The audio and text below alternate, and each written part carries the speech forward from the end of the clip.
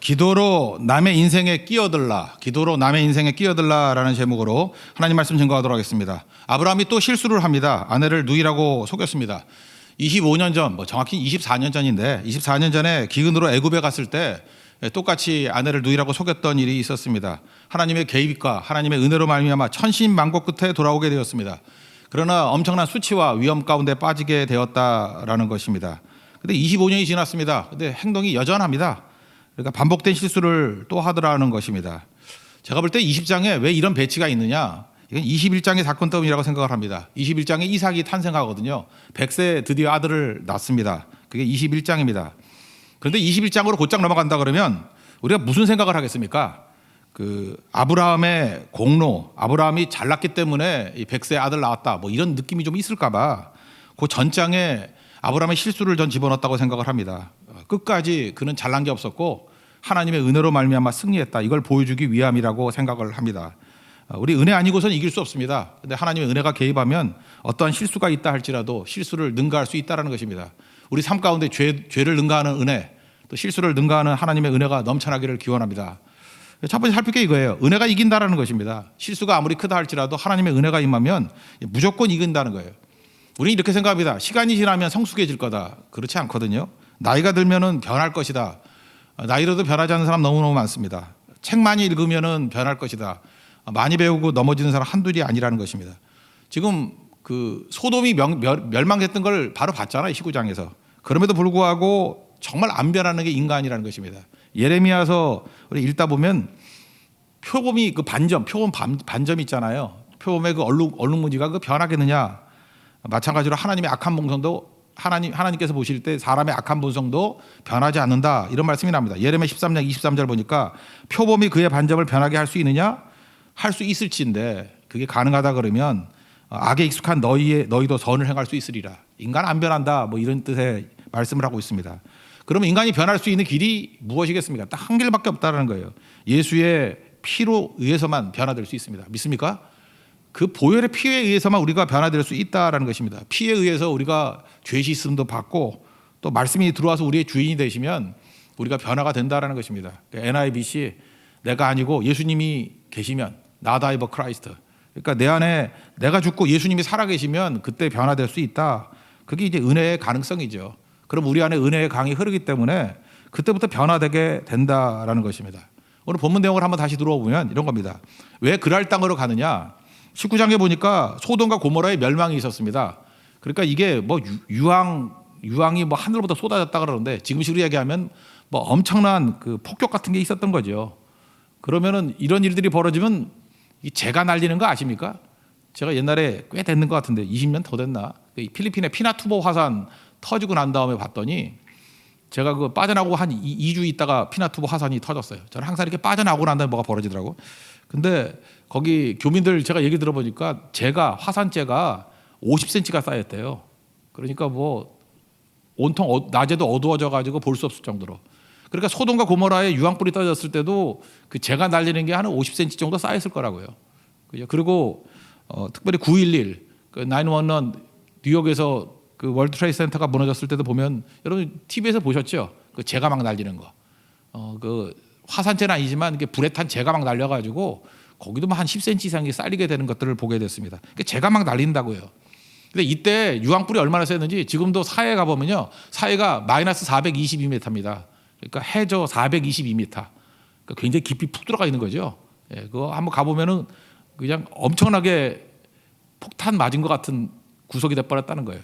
마이너스 422m.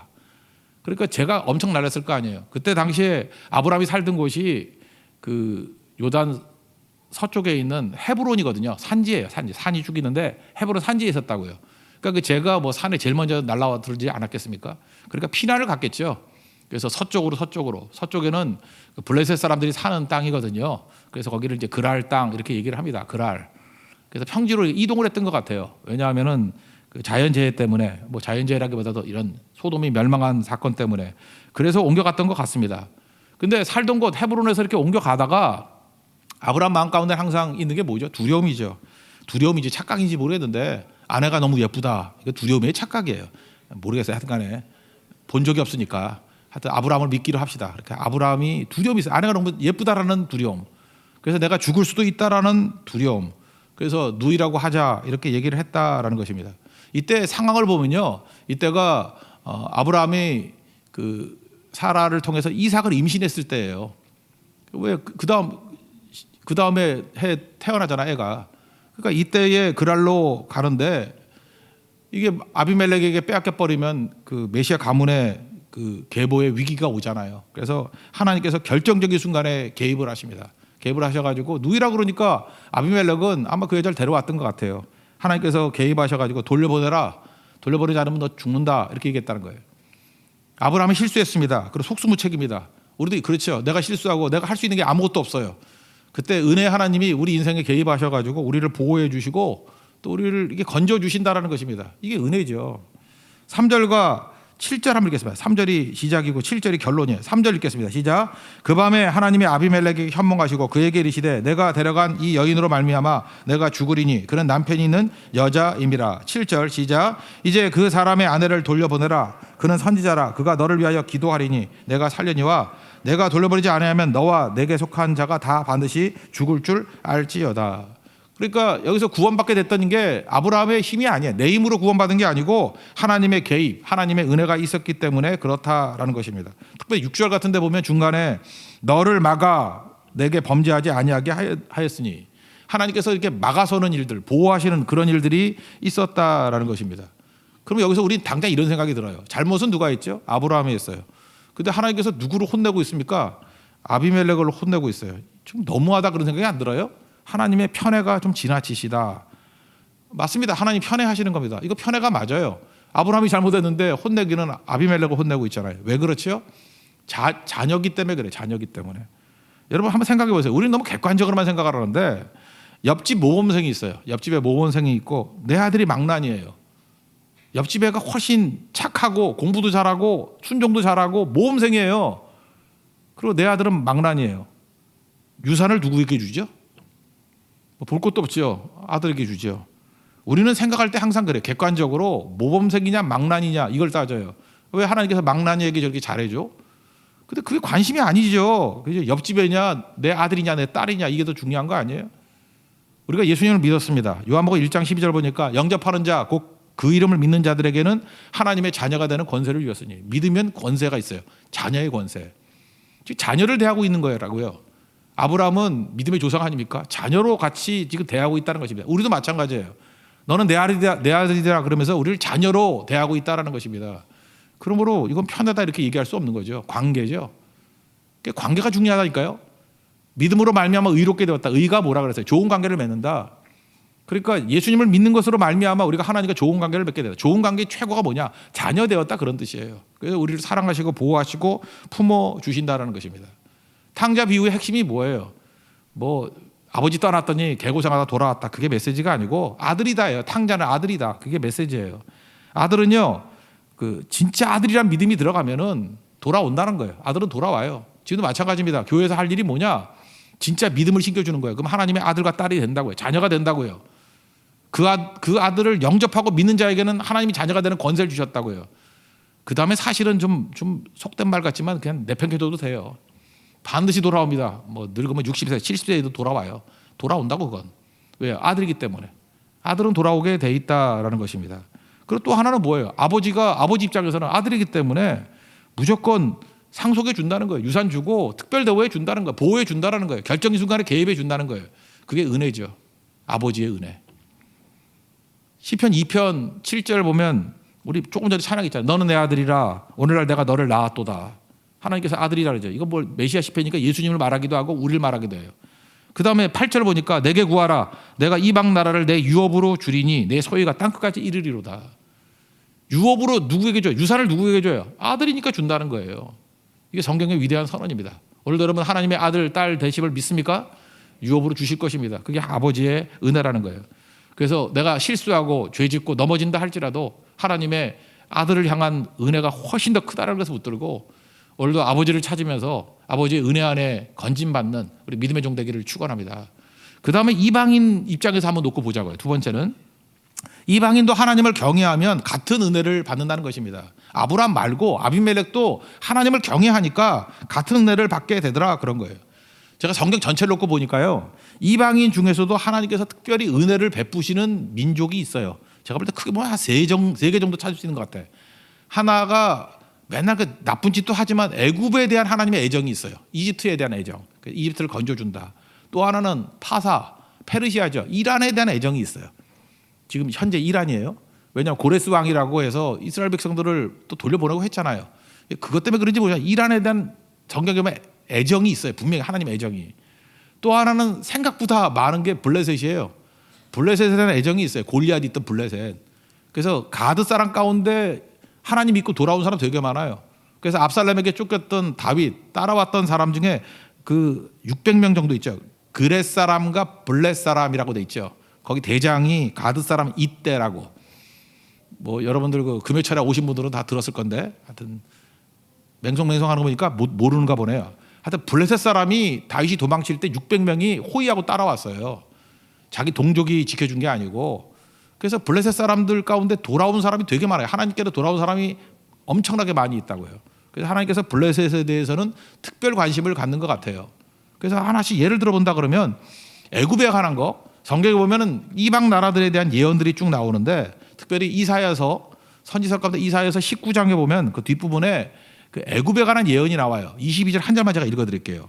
여호와께서 애굽을 치실지라도 치시고는 고치실 것이므로 그들이 여호와께로 돌아올 것이라. 여호와께서 그들의 간구를 들으시고 그들을 고쳐 주시리라. 애굽에 대해서는 치시는 것도 있지만 고쳐 주시는 것과 그들이 돌아온다고 얘기를 해요. 저는 믿습니다. 이집트에 있는 많은 사람들이 이 크리스찬들이 일어설 거예요. 돌아올 거예요. 성경이 예언이에요.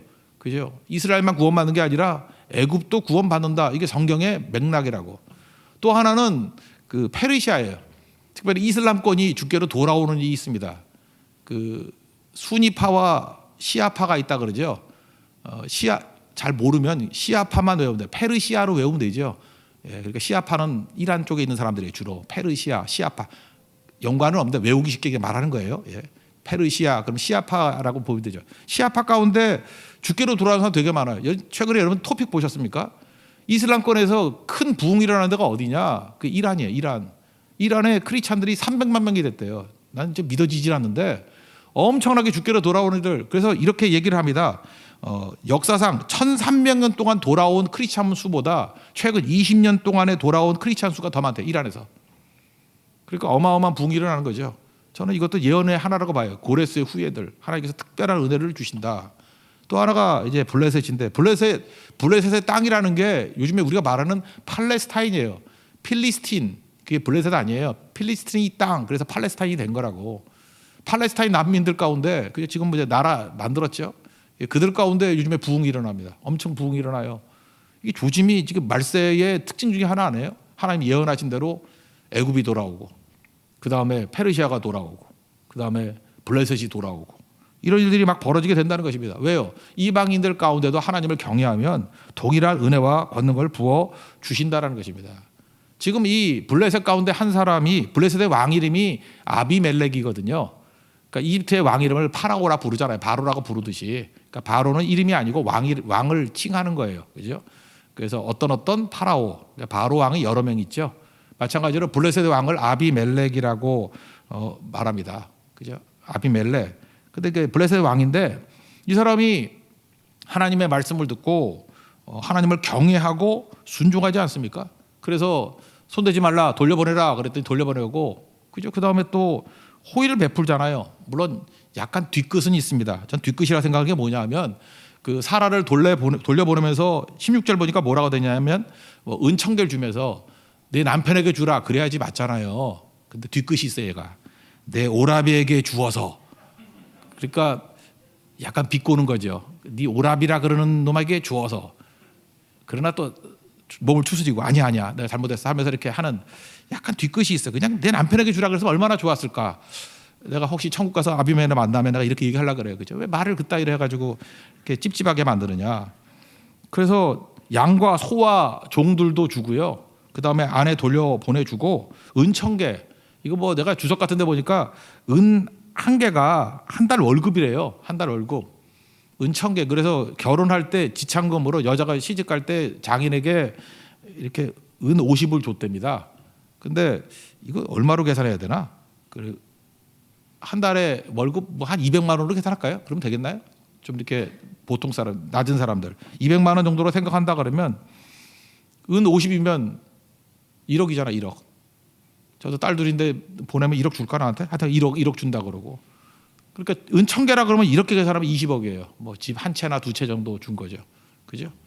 그러니까 꽤 많이 줬다 그런 얘기입니다. 이거 한번 읽어봅시다. 14절부터 16절까지 시작. 아비멜렉이 양과 소와 종들을 이끌어 아브라함에게 주고 그의 아내 사라도 그에게 돌려보내고 아브라함에게 이르되 내 땅이 내 앞에 있으니 내가 보기에 좋은 대로 거주하라 하고 사라에게 이르되 내가 은 1000개를 내 오라비에게 주어서 그것으로 너와 함께 한 여러 사람 앞에서 내 수치를 가리게 하였노니 내 일이 다 해결되었느니라. 그러니까 하나님을 경외하고 하나님 말씀대로 순종하는 일들이 있죠. 잘해줄 이유가 하나도 없어요. 근데 왜 잘해줬죠? 오히려 아비멜렉이 사과 받아야 될 것 같은데 하나님 말씀에 대한 순종에 하나님을 두려워한 거. 그러니까 그에게도 하나님의 은혜가 임하게 되지 않습니까? 이게 너무 중요한 거예요. 악조건 속에서도요 하나님 앞에 순종하면 하나님께서 은혜를 부어주십니다. 기생 라합이 그랬잖아요. 원래 이방인이잖아요. 망해야 될 건데 여리고 사람 아니에요. 같이 망해야 되는데 그 정탐꾼 숨겨주고 하나님을 두려워하고 경외하니까 하나님이 그와 그의 가족을 건져주셨잖아요. 그러니까 믿든 안 믿든 이게 중요한 게 아니에요. 하나님을 경외하고 하나님의 말씀에 순종하면 그때부터 은혜가 임하는 거라고요. 저는 이 아비멜렉하고 좀 비슷해 보이는 사람이 신약에 나오는 가나안 여인 또는 뭐 수로보닉의 여인 뭐 그런 거 얘기하죠. 마태복음 15장에 보면은 예수님께서 독특하게 대하는 사람이 있어요. 이방 여인입니다. 가나안 여인인데 딸이 귀신 들려가지고 힘들어합니다. 그래서 고쳐달라 그랬더니 예수님이 이런 분이 아닌데 이상하게 이 가나안 여인한테만 냉랭하게 반응을 합니다. 그래서 난 너한테 관심 없어 이런 식의 표현을 해요. 마태복음 15장 24절 보니까 나는 이스라엘 집에 잃어버린 양 외에는 다른 데로 보내심을 받지 않으냐 했다. 그러니까 나는 우리 양들 이스라엘의 양들 건지러 왔지 너 같은 애 건지러 온 게 아니야. 그러니까 난 너한테 관심 없어 이렇게 좀 퉁명스럽게 말씀을 하십니다. 그랬더니 계속해서 도와주세요라고 이렇게 매달리거든요. 그래도 좀 심한 얘기죠. 너는 개다 뭐 이런 식의 표현이잖아요. 자녀의 떡을 취하여 개들에게 던지는 게 마땅하지 않다. 그러니까 뭐예요? 너 개라는 거 아니에요. 그러면 화가 나야 될 텐데 동조해요. 예, 맞습니다. 주여 올소이다마는 개들도 주인의 집 상에서 떨어지는 부스러기를 먹습니다. 물러서지 않아요. 이게 충분히 반발심 가질 만한데 물러서지 않고 계속해서 은혜를 구합니다. 그때 가서야 비로소 그 다음 절에 예수님께서 말씀하시기를 여자야 내 믿음이 크도다 내 소원대로 되리라. 그리고 그때부터 딸이 나왔다고 얘기를 합니다. 이게 아비멜렉하고 비슷한 거 아니에요? 어찌 보면 자기가 억울하다가 막 대들 수도 있고 공격할 수도 있는데 하나님 앞에 예수님 앞에 반발하거나 원망하지 않냐고 경외하는 자세로 나갔더니 은혜의 기적이 나타나게 되더라는 것입니다. 우리도 마찬가지예요. 어떤 일이 있을 때 잠깐 원망하고 그러지 마십시오. 이렇게 하나님께 은혜를 구하고 순종하고 경외하면 어떤 조건에 놓인다 할지라도 은혜는 반드시 임하게 된다는 것입니다. 저는 20세기 최대의 기적이 뭐냐 이렇게 생각해요. 유태인들이 고난 많이 당했죠. 나치 독일에 600만 명이 학살을 당했습니다. 저는 제가 성경을 보니까 이스라엘 걔네들 습성을 알잖아요. 출애굽을 할 때 그런 많은 기적이 있음에도 불구하고 원망했던 민족 아닙니까? 그러면 600만 명이 죽으면 얼마나 원망을 더블로 할까? 근데 묘한 게 뭔지 알아요? 600만 명이 죽었는데도 불구하고 하나님을 부인하는 글이 없어요. 하나님을 원망하는 게 없어요. 나는 그게 20세기 기적이라고 생각해요. 유태인들이 600만 명이 죽었는데 하나님을 원망하는 글이 없다니까요. 참 묘하죠. 이거 어떻게 이렇게 변화된 민족이야? 다시 살려주잖아요. 우리 인생도 마찬가지라고 생각합니다. 회복력이라는 게 뭐예요? 그 리질리언스. 제가 지난 금요철 때 리실리언스 그랬더니 또 미국에서 연락이 왔더라고. 리질리언스라고 발음을 그렇게 하냐고. 아, 나 괴로워서 미치겠어요 요즘에 진짜. 예, 리질리언스. 예, 회복력이라는 거. 의인은 넘어졌다가도 7번 넘어질지라도 다시 일어선다 그러죠. 근데 악인은 넘어지면 못 일어나요. 여기 보세요. 이게 아무리 어려움이 있다 할지라도 하나님을 경외하는 의인이 된다 그러면 다시 일어난다고. 보세요. 아비멜렉도 일어나고 아브라함도 일어나고 다 일어나지 않습니까? 여러분들도 아이도벨은 한 번 실수하고 난 다음에 자살하잖아요. 죽잖아요. 왜? 자기 전략 채택 안 했다고. 그러니까 회복력이 전혀 없는 거예요. 근데 내 안에 하나님에 대한 경외심이 있고 하나님께서 내 안에 계신다 그러면 다시 넘어져도 일어설 수 있다는 것입니다. 여러분들도 하나님 앞에서 원망하지 말고 감사하고 이 아비멜렉 같이요 하나님 앞에 순종하게 되면 놀라운 일들이 벌어지게 된다는 거예요. 그리고 호의를 베풀잖아요. 자기가 억울한데도 오히려 호의를 베풀잖아요. 이게 놀라운 거죠. 감사와 호의, 이게 하나님의 은혜가 임하게 된다는 것입니다. 어떤 성도 얘기인데 요즘에 그런 거 많이 있지 않습니까? 뭐 이렇게 칼럼이나 뭐 성경 이렇게 요약한 거, 이게 돈 안 드니까 맨날 카톡이나 이런 걸로 말씀을 맨날 보내준대요, 자기한테. 근데 그것도 계속 보내면요 또 이렇게 읽기 싫은 사람은 이게 완전히 그 스팸 메일 같이 느껴질 때도 있어요. 그죠? 맨날 보내주는데 여러분 읽는다고 생각하지만 제발 저한테는 좀 보내지 마세요, 그런 거. 저 예수 믿거든요. 믿는 사람한테 잠깐 보내면 어떡하란 말이야, 나 진짜. 그러지 않아도 허구한다 성경 보고 사는데 그거 말고도 읽을 거 많거든요. 그러니까 저한테 보내지 말라고. 근데 말씀만 계속 보낸다라는 거예요. 그러니까 그분도 예수를 안 믿는 분인데 약간 짜증이 났던 것 같아요. 그런데 어느 날 이 말씀만 보내던 사람이 커피를 보냈대요. 스타벅스를. 그것도 10잔이나. 그래서 믿게 됐대요, 예수님을. 감명받아서. 여러분 주변에 말씀만 보내면 예수 안 믿어요. 커피를 보내야 돼. 커피를 보내면요 이제까지 보냈던 말씀이 커피와 함께 싹 녹아버려요.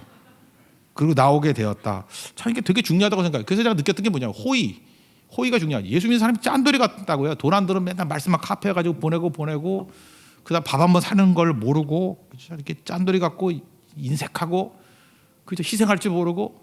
근데 이 보세요, 아비멜렉. 내가 볼 때 통이 크잖아요. 그러니까 왕이지. 이 사람은 예수는 안 믿어, 하나님을 안 믿어도 통 큰 사람이에요. 그죠? 자기가 잘못한 것도 없음에도 불구하고 하나님 말씀을 듣고 경외하고 순종할 때 통 크게 순종하잖아요. 다 주고 양, 소, 뭐 종들도 주고 은천개 주고. 그게 적어도 몇 억은 되잖아요. 200만 원 계산하면 20억이라니까. 뭐 그 정도도 주고. 참 아브라함은 이게 범죄할 때마다 이렇게 뭐 많이 생겨.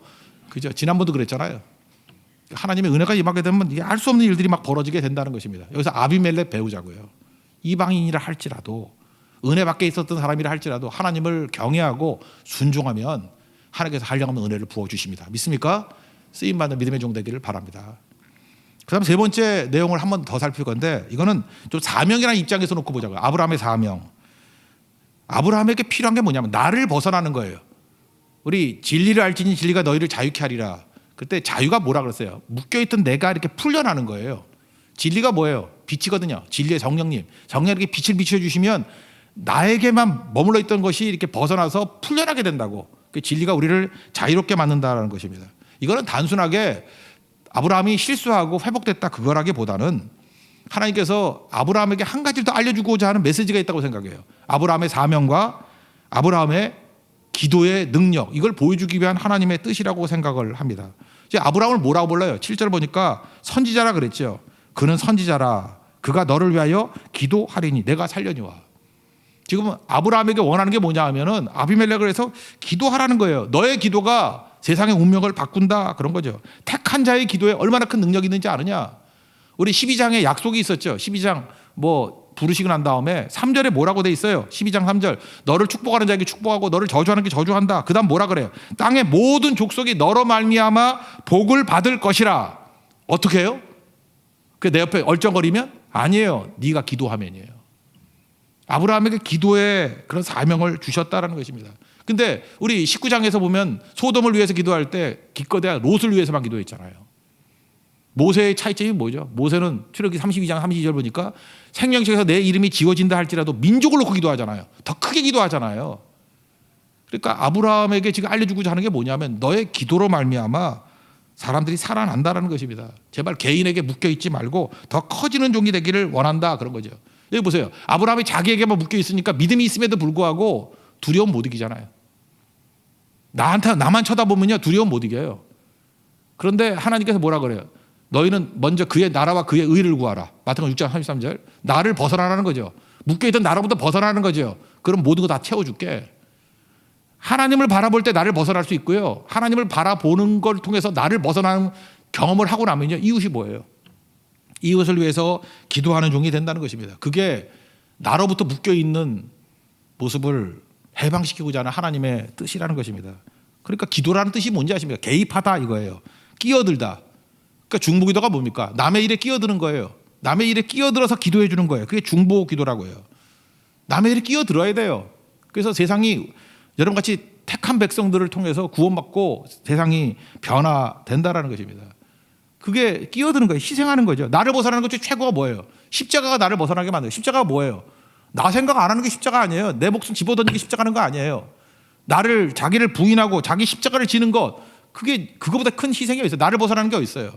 그럴 때 십자가 지고 나를 따를 때 놀라운 일들이 벌어지게 된다는 것입니다. 아브라함에게 보여준 게 뭐냐면 네 기도가 막혔던 것을 뚫어버리고 묶였던 것을 풀 수 있는 힘이 있어. 예수님이 그러잖아요. 네가 땅에서 풀면 하늘에서 풀린다고. 기도 얘기를 하고 있습니다. 기도의 능력. 우리에게 중보기도의 사명을 주고 해요. 네가 은혜 받은 자냐? 이제 중보기도하는 자가 되라는 거예요. 17절과 18절 읽겠습니다. 시작. 아브라함이 하나님께 기도하매 하나님이 아비멜렉과 그의 아내와 여종을 치료하사 출산하게 하셨으니 여호와께서 이왕에 아브라함의 아내 사라의 일로 아비멜렉의 집에 모든 태를 닫으셨음이니라. 하나님께서 일부러 닫아놨다고요. 그리고 아브라함의 기도를 통해서 닫힌 게 열리고, 그죠? 그다음에 맺힌 게 풀리게 하셨다라는 것입니다. 그러므로 여러분이 기도하지 않으면 사람들 어때요? 다 막혀 있고 맺혀 있어요. 우리가 가서 기도함으로 말미암아 다 풀어줘야 된다는 것입니다. 우리 기도하면 이루어져요. 그런 것들이. 지금 많은 청년들이 지금 주의 말씀을 떠났다 그러잖아요. 우리 대학교 가보면 예수 믿는 사람이 3%래요. 이거 무슨 뭐 대만 수준이에요. 대만 수준. 예수도 안 믿고 다 떠나갔다 그러죠. 그러니까 기회죠. 기회. 다시 우리가 기도하고 성령의 불길을 찾으면 우리 에스겔서 37장에 그 마른 뼈 나오잖아요. 생기야. 생기를 향해서 외치잖아요. 그죠? 사방으로 와서 죽은 자들에게 불어넣어라. 그랬더니 하나님의 군대가 되지 않았습니까? 청년들아 살아나라. 그러면 일어나게 될 것이고, 그죠? 우리 죽어 있고 병든 자들을 위해서 하나님의 성령의 능력을 구하면, 여러분이 기도하면 다시금 불타오르는 일들이 나타나게 된다는 것입니다. 이게 은혜 받은 자들이 해야 될 일이라는 거예요. 정리하면 우리가 맨날 넘어지고 깨집니다. 내 실수보다 하나님의 은혜가 더 강합니다. 은혜가 이깁니다. 믿습니까? 하나님 은혜 붙드십시오. 그리고 내가 이방인이라 할지라도, 내가 은혜 바깥에 있는다 할지라도 무조건 말씀 믿고 순종하면 동일한 하나님의 은혜가 임하게 된다는 거예요. 그래서 원망하지 말고요. 절대 감사하고 호의를 베푸십시오. 내 거 쓰라고요. 그 희생 중에 시작이 뭐냐면 조금씩 나눠주기 시작하는 것부터예요. 돈 희생이 제일 쉬운 거거든요. 그때부터 하나님의 은혜가 넘쳐나게 된다는 거예요. 그리고 은혜의 통로 중에 최고는 뭐냐? 중보기도입니다. 우리가 기도하면 살아납니다. 우리 병자를 위해서 기도할 때 일어날 것입니다. 그 야고보서 5장 얘기 아니에요? 그죠? 믿지 않는 사람들을 위해서 기도할 때 마귀의 세력 다 물러나게 될 것입니다. 가나안 여인 보십시오. 그 수모를 딛고 예수님께 나와 구했을 때 귀신이 쫓겨나가잖아요. 우리 안에 귀신이 장난치는 모든 것들 성령 능력을 의지해서 구하면 다 회복되게 될 것입니다. 그 은혜를 누릴 수 있는 믿음의 종 되기를 축원합니다. 자리에서 일어나겠습니다. 불을 내려줘서 찬양하겠습니다. 율동하며 찬양합시다.